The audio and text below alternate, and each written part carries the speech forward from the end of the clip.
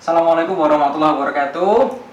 Sobat-sobat sekalian, jumpa lagi dengan saya Haris, host SCD. Teman-teman sekalian, bagaimana kabarnya?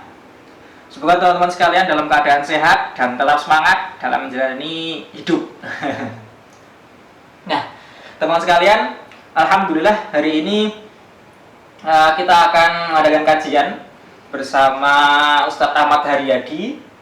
Nah, di sini kita akan mendengarkan cerita-cerita beliau, cerita yang di situ ada hikmah di balik cerita itu.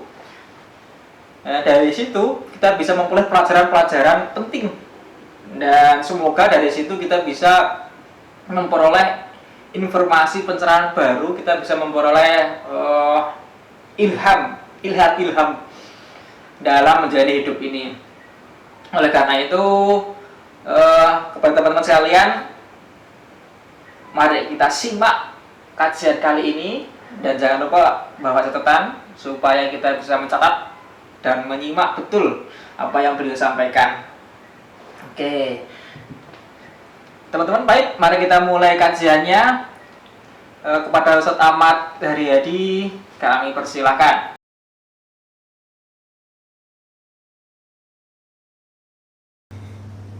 Baik teman-teman, kita akan mengadakan kajian. Tapi sebelum kajian kita mulai, mari kita sapa dulu Ustadz Ahmadnya. Assalamualaikum Ustadz, bagaimana kabarnya? Waalaikumsalam warahmatullahi wabarakatuh. Terima kasih Mas Suhud yang sedang mengikuti acara ini juga dan menjadi host tentang acara ini. Pemirsa, alhamdulillah, nasta'inuhu wa nastaghfiruh wa na'udzu billahi min syururi anfusina may yahdihillahu fala mudilla lahu wa may yudlil fala hadiya lahu. Asyhadu an la ilaha illallah wa asyhadu anna Muhammadar Rasulullah. Allahumma shalli ala Muhammad wa barik. Pemirsa, sekitar tahun 80-an itu aktivis keislaman di kampus-kampus umum itu mulai bangkit. Sekitar tahun-tahun itu kemudian ada generasi-generasi yang berjilbab besar, tapi itu adalah mahasiswa-mahasiswa, bukan mahasiswa IAIN pada saat itu ya, tapi mahasiswa di perguruan tinggi Dalam perjalanan waktu, mahasiswa para aktivis ini kemudian lulus dia kuliah.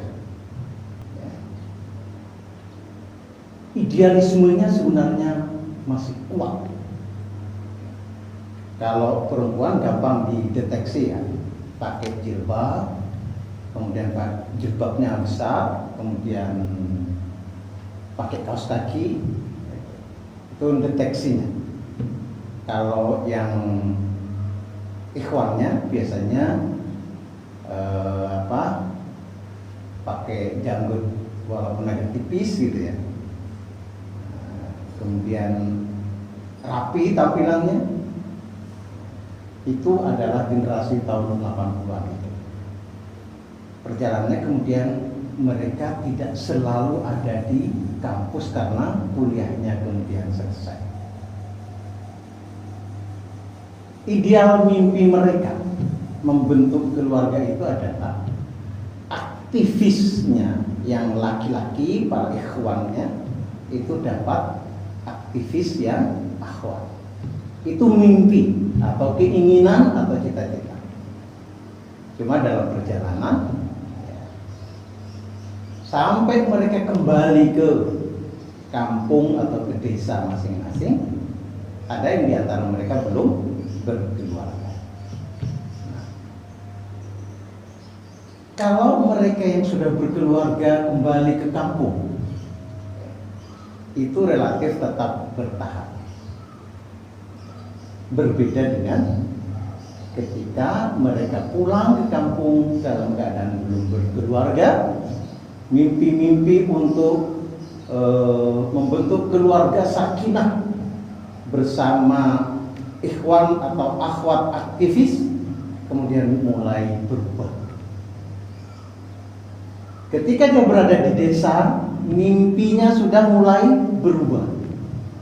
Tidak seperti dulu lagi ketika mereka masih berada di kampus. Pendek cerita, berkeluarga dengan tanpa mimpi akan membentuk keluarga sakinah sebagaimana dua orang aktivis akhwat dan ikhwan. Jadi mimpinya sudah mulai berbeda. Tetap keinginan sakinah, tapi pelakunya itu sudah mulai berbeda. Bagaimana melihat tanda-tandanya? Misal, ya, ini aktivis ikhwan, dapat istri, kriteria berjilbab besar tetap, kemudian pakai kaos kaki masih pakai dalam perjalanannya, ya. Kemudian kehidupan di sekitarnya membersamai dengan semangat yang ada pada kedua pemuda yang sedang pemuda dan pemudi yang mulai membangun rumah tangga. Menariknya, ikhwan ini sukses. Artinya dari ukuran keberhasilan kenyamanan. Mulai kalau dulu waktu di kampus dia masih sepeda pancal, atau kemungkinan juga naik sepeda motor, ada yang naik sepeda motor. Nah ini enggak, dia sudah mulai bermobil.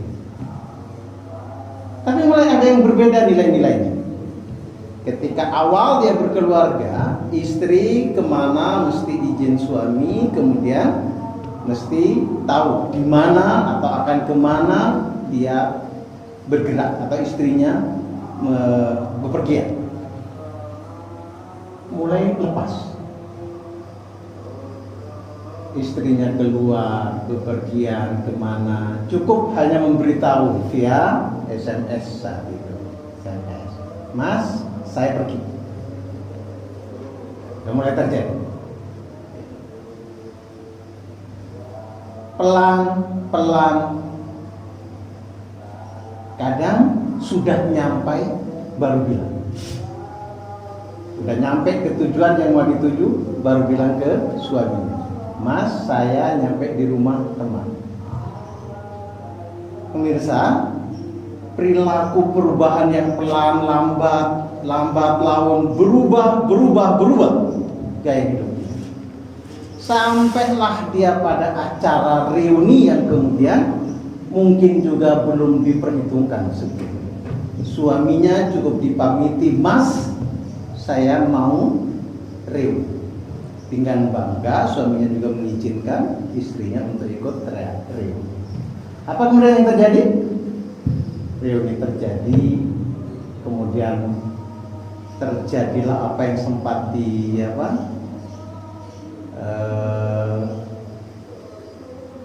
cinta lama bersemi kembali. Nah, itu kira-kira. Jadi ada cinta lama bersemi kembali. Saling ganti nomor, dialog, ganti pesan, menyampaikan salam, terus nilai yang dibentuk oleh suami dan istri itu sudah mulai berubah juga. Ukuran kesenangan istrinya sudah berubah. Istrinya cukup senang ketika suaminya datang kemudian memberi duit, itu sudah senang, cukup. Jadi nilai-nilai itu sudah mulai berubah. Tidak ada lagi pertanyaan, misalnya ketika suaminya sedang pergi, Mas sudah sholat belum? Mas sholatnya di mana? Atau malam, Mas sudah ngaji belum? Tidak ada lagi. Prahara belum terjadi. Terjadi prahara itu ketika kemudian Justru mereka berdua merasa berada di puncak karena telah sukses dalam ukuran-ukuran materi. Apa yang diinginkan sudah diperoleh. Justru saat itu prahara itu terjadi. Keluarganya bubrah. Kalau sang istri misalnya minta cerai karena cinta lama bersemi kembali, dan suaminya tidak merasa keberatan dengan hal-hal seperti itu. Apa yang menarik yang ingin saya sampaikan pesan ini, yang kali ini ingin saya sampaikan dan akan saya garis bawahi, pemirsa, jangan lupa bahwa tujuan utama kita atau tugas utama kita ketika kita membina keluarga itu adalah ku anfusakum wa ahlikum nar. Jaga dirimu, keluargamu dari api neraka. Kalau cuma ukuran memberi makan, kayaknya semua orang akan memberi makan pada istri. Kalau cuma ukurannya membelikan baju, tidak harus jadi aktivis kalau mau melakukan. Dan semua tuntutan-tuntutan itu tidak harus aktivis. Tetapi ketika kita memilih menjadi aktivis atau menjadi orang muslim yang sebenarnya, yang diharapkan, yang diinginkan, maka tujuan atau tugas utama kita adalah ku anfusakum wa ahlikum nar. Jaga kita, diri kita, keluarga kita dari api neraka. Apa artinya? Membahagiakan istri atau membahagiakan pasangan hidup kita, suami atau istri, tidak berarti kemudian kita harus melepaskan mereka tanpa kendali. Pergi belanja sakarnya, yang penting ada dana. Begitu juga sang suami. Lah apa ukuran sebenarnya? Begitu mengalahkan pintu neraka, tugas utama kita adalah mencegah. Ini kalau datang ke reuni, itu yang ketemu belum tentu orang baik-baik. Makanya harus saya temani. Jangan kemudian dilepas. Kalau anak kita mau pergi ke rumah temannya, yang itu mungkin berbeda jenis kelamin karena alasan mau pinjam buku, kita bisa menyediakan waktu untuk mengantar. Tidak harus dibiarkan dia berangkat sendiri. Itu makna tugas utama kita, menjaga dari api neraka. Cukup, semoga ada manfaatnya. Saya kembalikan pada Mas Sulut di studi. Baik, terima kasih Ustadz atas kajiannya, atas cerita-cerita yang jenengan sampaikan. Semoga dari apa yang jenengan sampaikan itu bisa menjadi pelajaran bagi kami agar kami bisa lebih baik lagi ke depannya. Baik teman-teman sekalian,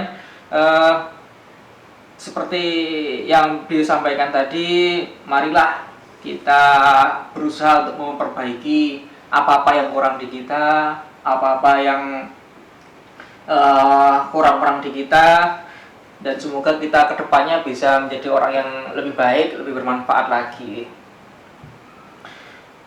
Saya sebenarnya ingin mengajak kepada teman-teman untuk menjaga dan mengajak kepada teman-teman untuk tenang di masa pandemi ini, sehingga kita tidak menyebar semakin memperkeruh keadaan.